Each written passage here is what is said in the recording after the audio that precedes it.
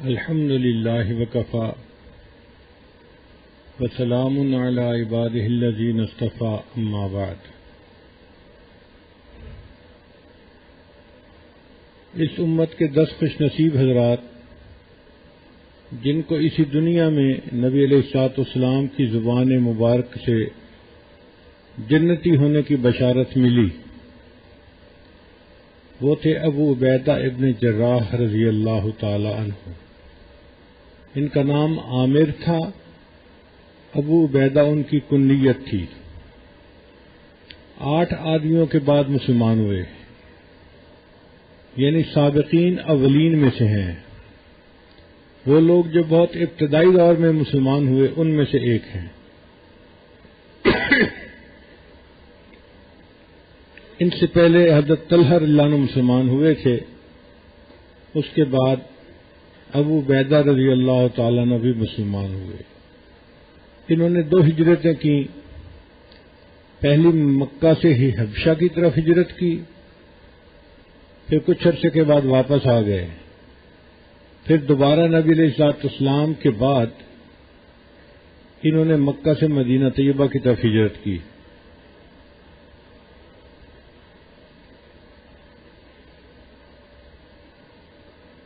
حضرت ابوبکر صدیق عنہ کے زمانے میں اور سیدنا عمر خطاب عنہ کے زمانے میں یہ اسلامی لشکر کے سربراہ تھے، یعنی کمانڈر ان چیف تھے، اور اللہ نے ان کے ہاتھوں پر شام، عراق، فلسطین کو فتح فرمایا۔ قد لمبا تھا، جسم کمزور تھا، لاغر تھا، پتلے دبلے تھے، چہرے پہ کم گوشت تھا۔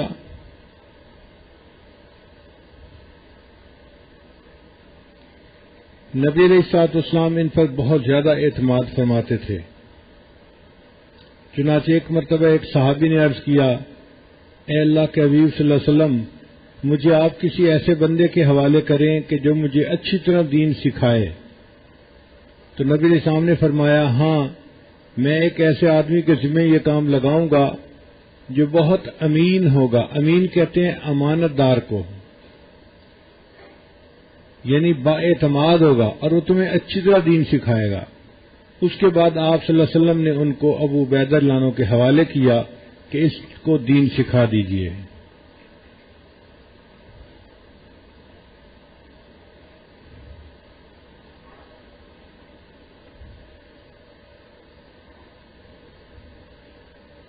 سیدہ صدیقہ رضی اللہ تعالی عنہا سے کسی نے پوچھا تھا کہ اگر نبی علیہ السلام اپنے بعد کسی کو خلیفہ متعین فرماتے تو کس کو فرماتے؟ تو انہوں نے فرمایا کہ ابوبکر صدیق عنہ کو۔ اس نے پوچھا ان کے بعد؟ انہوں نے کہا کہ حضرت عمر رضی اللہ تعالیٰ عنہ کو۔ اس نے پوچھا ان کے بعد؟ تو انہوں نے کہا ابو عبیدہ ابن جراح رضی اللہ تعالیٰ عنہ کو۔ اس نے پوچھا اس کے بعد؟ تو ام المومنین نے اس کے بعد خاموشی اختیار فرما لی۔ یعنی اتنے اعتماد والے بندے تھے کہ سیدنا صدیق اکبر عنہ اور عمر عنہ کے بعد ان کا نام آتا تھا۔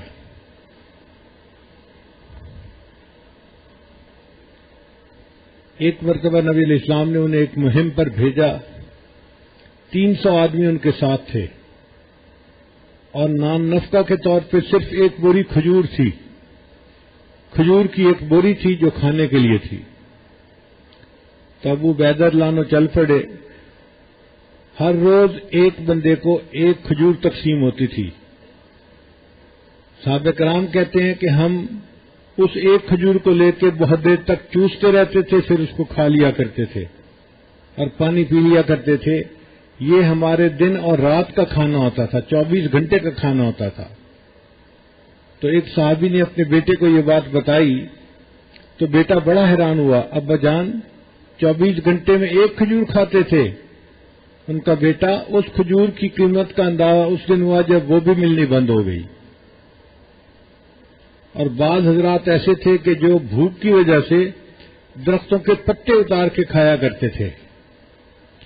اس حال میں ہم نے وہ سفر کیا، جب سمندر کے کنارے پہنچے تو ہم نے دور سے ایک ٹیلے کو دیکھا، جب قریب گئے تو دیکھا کہ وہ مچھلی تھی عنبر نامی مچھلی. اتنی بڑی مچھلی تھی کہ اس کے آنکھ کے اندر 19 آدمی داخل ہو گئے. آپ اندازہ لگائیے وہ مچھلی کتنی بڑی ہوگی کہ جس کے آنکھ کے خول کے اندر 19 بندے داخل ہو گئے. فرماتے ہیں کہ ہم نے ان کا ایک کانٹا اٹھایا اور رکھا تو اونٹ جو سامان سے لدا ہوا تھا وہ اس کے نیچے سے آرام سے گزر گیا.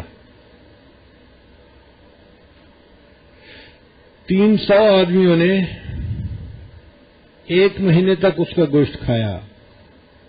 300 آدمیوں نے 1 مہینے تک اس مچھلی کا گوشت کھایا، حتیٰ کہ وہ واپس مدینہ طیبہ پہنچ گئے. تو نبی علیہ الصلوۃ والسلام کو یہ واقعہ سنایا تو نبی علیہ السلام نے فرمایا کہ یہ اللہ تعالیٰ نے مدد فرمائی تمہاری اور تمہیں اللہ نے غیب سے رزق عطا فرما دیا. پھر نبی علیہ السلام نے فرمایا اگر کچھ گوشت بچا ہوا ہے تو مجھے بھی دو، میں بھی اس میں سے برکت کے لیے کھانا چاہتا ہوں. تو کچھ گوشت بچا ہوا تھا جو اللہ کے حبیب صلی اللہ علیہ وسلم نے بھی کھا لیا.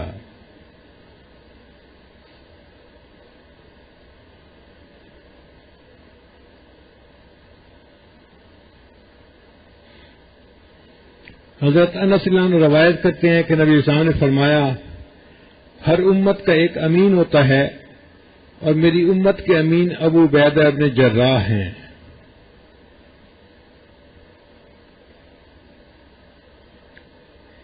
اللہ تعالیٰ نے ان کو جتنی شجاعت عطا فرمائی تھی اتنا ہی دنیا سے بے رغبتی بھی عطا فرمائی تھی. چنانچہ ایک مرتبہ حضرت عمر رضی اللہ تعالیٰ عنہ نے ایک تھیلے میں 400 درہم ڈال کر ایک غلام کو دیے کہ جا کر ابو عبیدہ کو دے کے آئیں اور یہ بھی دیکھیں کہ وہ اس کو کہاں خرچ کرتے ہیں.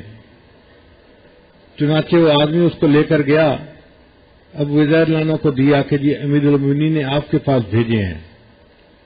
انہوں نے بچے کو بلایا اور کہا کہ یہ 5 درہم لے جاؤ اور فلاں کو دے کے آؤ، پھر 5 درہم فلاں کو دے کے آؤ.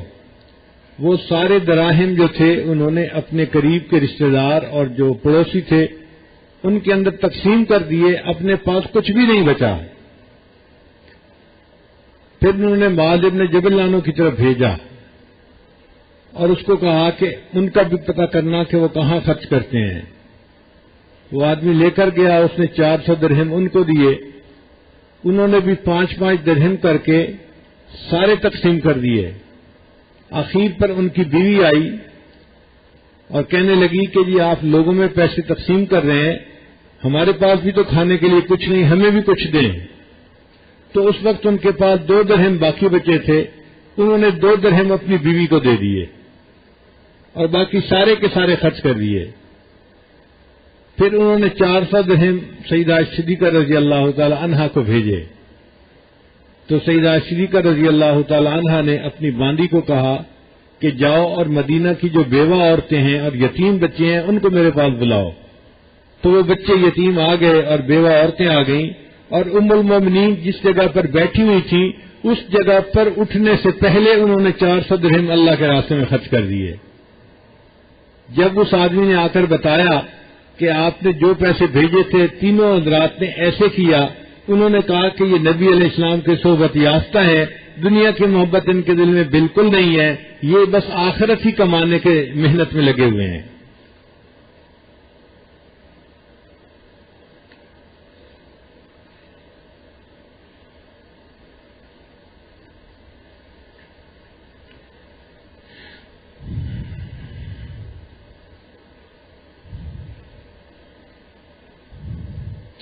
حضرت عمر رضی اللہ عنہ کے زمانے میں حجاز میں قحط پڑ گیا. اب اس بات کی ضرورت تھی کہ کوئی بندہ جائے اور امانت داری کے ساتھ وہاں جا کر غلہ تقسیم کرے. یہ ایک امانت کا کام بھی تھا اور مشقت آمیز کام بھی تھا. تو سیدنا عمر بن الخطاب رضی اللہ عنہ نے حضرت ابو عبیدہ ابن جراح رضی اللہ عنہ کو اس کام کے لیے منتخب فرمایا. چنانچہ وہ گئے اور انہوں نے غلہ وہاں کے سارے لوگوں میں بڑی امانت کے ساتھ تقسیم کیا لوگ ان کی امانت پر اشش کر اٹھتے ہیں۔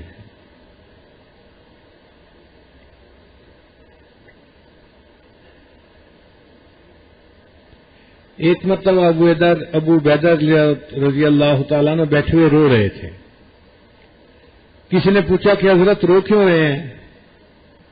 فرمانے لگے کہ مجھے میرے آقا صلی اللہ علیہ وسلم نے ایک مرتبہ فرمایا تھا، ابو عبیدہ، اللہ تمہارے ہاتھ پر شام کو فتح کروائے گا اور اس وقت تمہیں خوب مال غنیمت ملے گا، مگر تمہارے لیے 3 سواریاں کافی ہوں گی اور 3 نوکر کافی ہوں گے، ایک سواری تمہارے لیے اور ایک تمہارے خادم کے لیے اور ایک تمہارے گھر والوں کے لیے، تو 3 سواریاں اور 3 خادم تمہارے لیے کافی ہوں گے۔ فرمانے لگے کہ آج میرے گھر کو دیکھو تو میری مہمانداری اتنی ہے کہ میرے پاس جانوروں کا استبل بنا ہوا ہے اور میں رو رہا ہوں، ایسا نہ ہو قیامت کے دن نبی الاسلام کے سامنے پیش ہوتے ہوئے مجھے شرمندگی ہونے لگے۔ ایک دفعہ حضرت عمر رضی اللہ عنہ ان کو ملنے کے لیے آئے بلاد شام میں۔ ملاقات ہوئی تو انہوں نے کہا کہ میں آپ کا گھر دیکھنا چاہتا ہوں۔ یہ اپنے وقت کے کمانڈر ان چیف کا گھر تھا۔ جب وہاں گئے تو انہوں نے 3 چیزیں دیکھیں، ایک تلوار، ایک زرہ جس سے کہ انسان اپنے آپ کو بچاتا ہے، اور ایک کپڑا تھا جو اونٹ کی کوہان کے اوپر رکھا جاتا ہے، کجادہ جس کو کہتے ہیں۔ اس کے سوا کچھ بھی نہیں تھا۔ تو حضرت عمر رضی اللہ عنہ حیران ہو گئے کہ سواری کی ایک چیز ہے اور تلوار اور زرہ، اس کے سوا کچھ بھی پورے گھر میں نہیں ہے۔ تو حضرت عمر رضی اللہ عنہ نے کہا، ابو عبیدہ، تمہارے گھر میں اس کے سوا کوئی چیز نظر ہی نہیں آتی۔ تو ابو عبیدہ رضی اللہ عنہ نے جواب دیا، امیر المومنین، قبر تک پہنچنے کے لیے یہ 3 چیزیں کافی ہیں۔ قبر تک پہنچنے کے لیے یہ 3 چیزیں کافی ہیں، میں انہی 3 چیزوں پر زندگی گزار لوں گا۔ تو ان حضرات کے دل میں دنیا کی محبت بالکل نہیں تھی، ان کا مقصد اعلاء کلمت اللہ تھا، اسی وجہ سے اللہ نے ان کے ہاتھ پر اسلام کو فتح عطا فرمائی تھی۔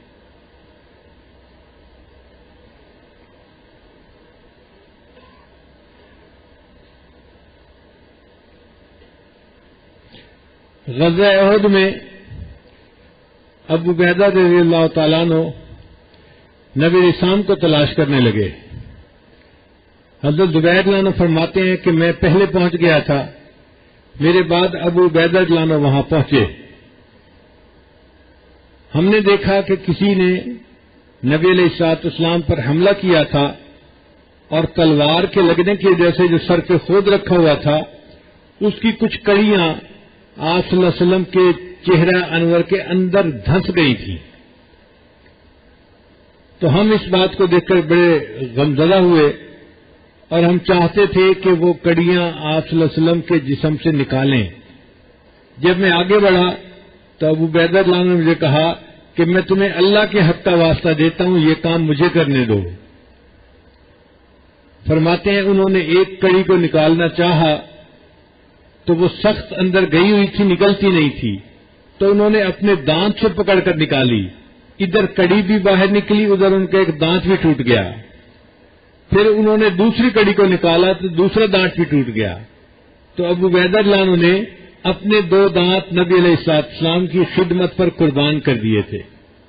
صحابہ فرماتے ہیں 2 دانتوں کے ٹوٹنے کے بعد وہ اتنے خوبصورت نظر آتے تھے، اس سے پہلے اتنے خوبصورت نہیں نظر آتے تھے۔ یہ کیسے خوش نصیب حضرات تھے جنہوں نے نبی علیہ السلام کی خدمت کا حق ادا کر دیا۔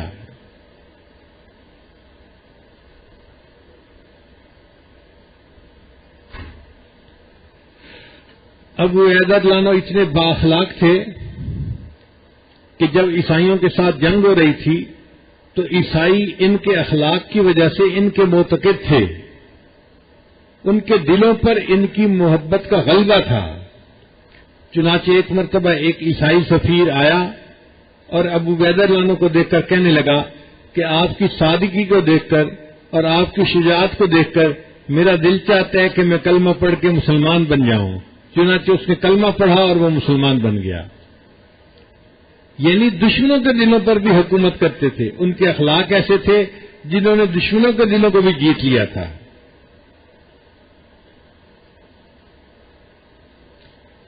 سن 18 ہجری میں بیت المقدس کے قریب ایک جگہ تھی، وہاں پر طاعون کی بیماری پھیلی اور ابو عبیدہ ابن جراح رضی اللہ تعالیٰ عنہ اس بیماری میں مبتلا ہوئے اور وہاں ان کی وفات ہوئی اور وہیں پر ان کی تدفین ہوئی۔ جب ابو عبیدہ رضی اللہ عنہ کی وفات ہوئی تو اس وقت ان کی عمر 58 سال تھی۔ علامہ اقبال نے ابو عبیدہ رضی اللہ عنہ کے بارے میں چند اشعار لکھے ہیں، ذرا غور سے سنیے۔ فرماتے ہیں، صف بستہ تھے عرب کے جوانان تیغ بند، تھی منتظر حنا کی عروس زمین شام، یعنی شام کی جو دلہن تھی وہ مہندی کے انتظار میں تھی، اور چونکہ جنگ ہونی تھی تو جو خون بہنا تھا یہ اس زمین کے لیے مہندی کی مانند تھی۔ صف بستہ تھے عرب کے جوانان تیغ بند، تھی منتظر حنا کی عروس زمین شام، ایک نوجوان صورت سیماب مضطرب، ایک نوجوان جو پارے کی طرح مضطرب تھا، آ کر ہوا امیر عساکر سے ہم کلام، وہ امیر لشکر سے حضرت ابو عبیدہ بن جراح عنہ سے آ کر ہم کلام ہوا۔ اے ابو عبیدہ رخصت پیکار دے مجھے، اے امیر لشکر آپ مجھے لڑنے کی اجازت دیجیے کہ میں دشمن پہ حملہ کروں اور لڑوں۔ اے ابو عبیدہ رخصت پیکار دے مجھے، لبریز ہو گیا میرے صبر و سکون کا جام، بےتاب ہو رہا ہوں فراق رسول میں، ایک دم کی زندگی بھی محبت میں ہے حرام۔ اس نوجوان کے دل میں نبی علیہ السلام کی محبت کا اتنا غلبہ تھا کہ اس نے یہ کہا کہ بےتاب ہو رہا ہوں فراق رسول میں، ایک دم کی زندگی بھی محبت میں ہے حرام، جاتا ہوں میں حضور رسالت پناہ میں، لے جاؤں گا خوشی سے اگر ہو کوئی پیام، کہ میں تو جا رہا ہوں شہید ہونے کے لیے اور میری نبی علیہ السلام سے ملاقات ہونی ہے۔ اے امیر لشکر اگر تو نے کوئی پیغام دینا ہے تو میں آپ کا پیغام بھی نبی علیہ السلام کے پاس لے کے جاتا ہوں۔ جاتا ہوں میں حضور رسالت پناہ میں، لے جاؤں گا خوشی سے اگر ہو کوئی پیام، یہ ذوق شوق دیکھ کے پرنم ہوئی وہ آنکھ، جس کی نگاہ تھی صفت تیغ بے نیام، بولا امیر فوج وہ نوجوان ہے تو، بوڑھوں پہ تیرے عشق کا واجب ہے احترام، پوری کرے خدائے محمد تیری مراد، کتنا بلند تیری محبت کا ہے مقام، پہنچے جو بارگاہ رسول امی میں تو، کرنا یہ عرض میری طرف سے پسل سلام، ہم پر کرم کیا ہے خدائے غیور نے، پورے ہوئے جو وعدے کیے تھے حضور نے، کہ آپ صلی اللہ علیہ وسلم نے جو وعدے فرمائے تھے وہ وعدے ہم نے اپنی آنکھوں سے پورے ہوتے ہوئے دیکھے ہیں۔ مختلف ملک فتح ہو چکے تھے اور اسلام کو اللہ تعالیٰ نے بہت ساری جگہوں پر پہنچا دیا تھا، تو انہوں نے کہا کہ اے اللہ کے حبیب صلی اللہ علیہ وسلم آپ نے جو وعدے فرمائے تھے ہم نے ان وعدوں کو اپنی آنکھوں سے پورا ہوا دیکھا ہے۔ وآخر دعوانا ان الحمد للہ رب العالمین۔